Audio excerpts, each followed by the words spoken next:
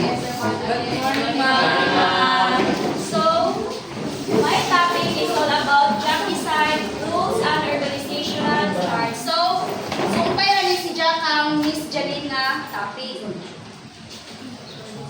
So, before we proceed to our main discussion, let me first introduce our objective. So, at the end of the lesson, students should be able to please read in chorus.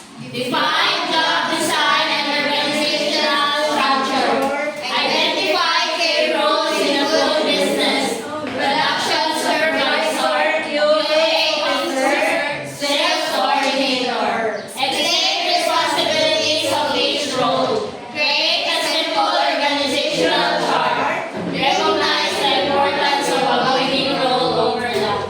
Okay, thank you. So, before we proceed to our main discussion with I have here a guide question. So, what will happen if workers do not have assigned roles? So, anyone? Mr. Ilo? Yes, ma'am.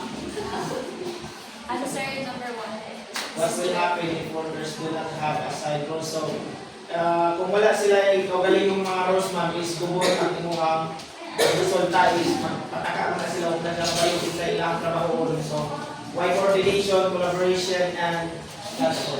Okay, thank you. So, number 2. What if two people do the same job? Miss Milurin?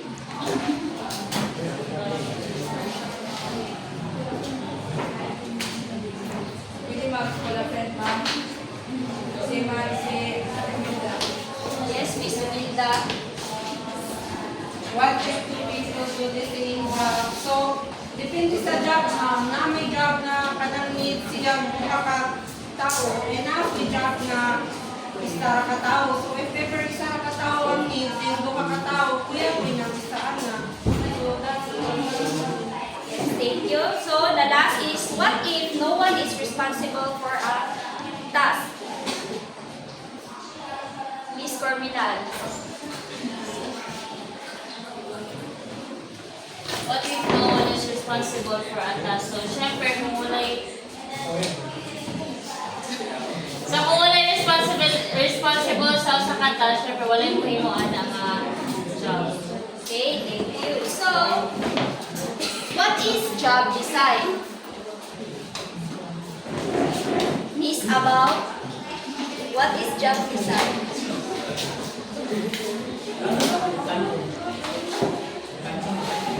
May I confront Okay, Mr. Bokot. Yes, Mr. Bokot. Pwede mo tawag. Your own idea na. So, job design is for my own sa movies. Dahil mo makita ka uno yung mga rule or task sa mismo nga worker. So, for example, yung technician.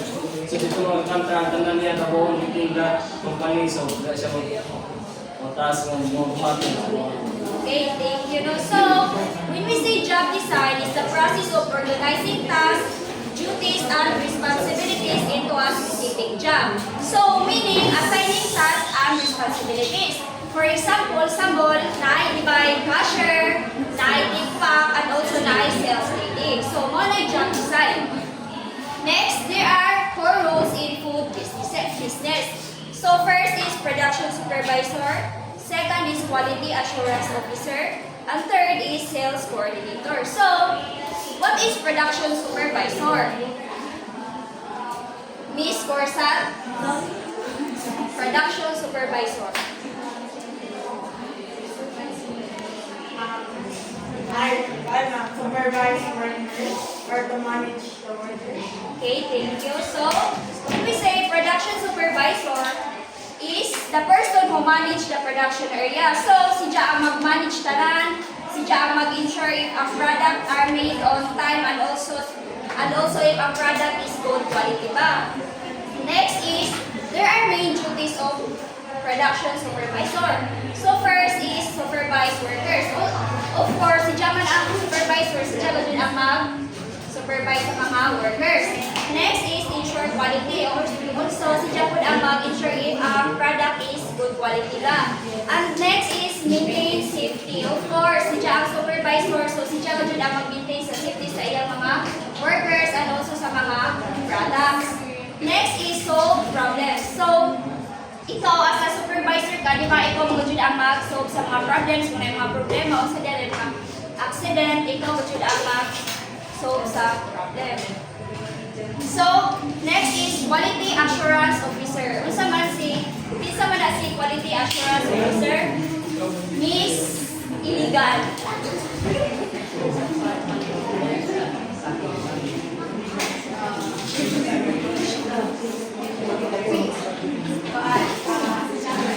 Kanya is mag-check sa quality ng product if kailangan siya is okay ba siya para i-delivery mo yan.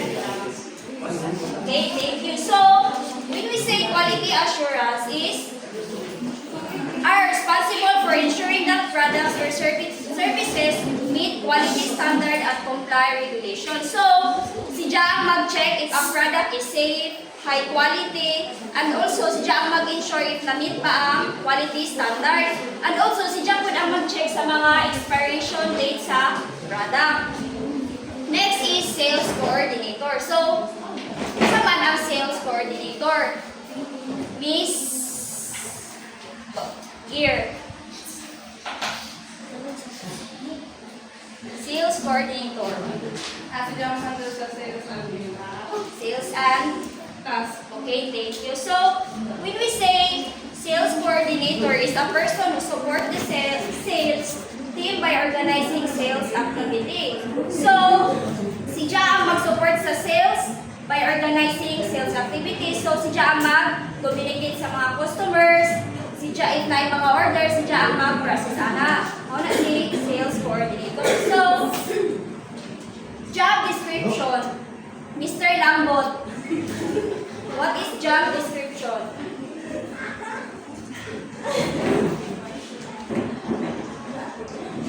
Job description is written explanation of duties and responsibilities. Include tasks, skills, and expectation. Okay, very good. Thank you. So, job description is a written statement that explains duties, responsibilities, tasks, and requirements. So, mauna no, apil na dihan na mo, dahil sila na duties, responsibilities, and tasks. So, last is, what is organizational chart? Mr. Bio. Organization is from the president to vice, secretary, and so on and so forth. For ubos sa pinaka position ma'am. In short, because president, position president, vice, secretary, o katong sa staff ma'am. Okay, thank you. Very good. So, organizational chart is a diagram that shows structure of company or organization. It shows who is in charge and how are rules connected. So, one example sa organizational chart. So, na CEO, manager, and mga worker na dayon. So, importance of clear rules. So, prevent confusion. Why? Mr. Pagaura. Importance of clear rules. Prevent confusion. Siyempre, kaya you have the clear rules. Makapreventan din mo ang confusion. Hindi ka mag-involve. Hindi ka malunong ka sa iyong task as a worker.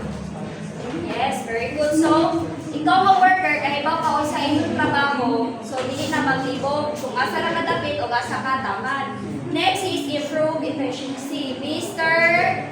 Elo. Improve efficiency. So, in the essence of importance of clear rules, improve efficiency is ma-improve jud mo ang efficiency or ma-maintain mo ang clear na rules sa lahang trabaho kaya tungod sa kanang klaro ni mga rules kung sa trabaho nimo kung sa trabaho sa ka member or sa ka worker dapat parte lang nimo ko para ma-separate mo sa uban. Okay, thank you. No? So, improve efficiency. So, ikabalo ka, syempre, ikaw mga worker, ay mo sa imong trabaho, at kada isa ninyo is naamoy mga specific rules. And next is avoid rule overlap. Mr. Bagaw. What's your question? avoid fuel overlap. Ano ma'am, if ako naka-assign ko sa operating area, like ako ang operator sa excavator, syempre, ako ang trabaho, excavator yun. Okay, yes, no. Kung ikaw ang isa ka cashier, nabitok ka. And last is support teamwork. Please ensure to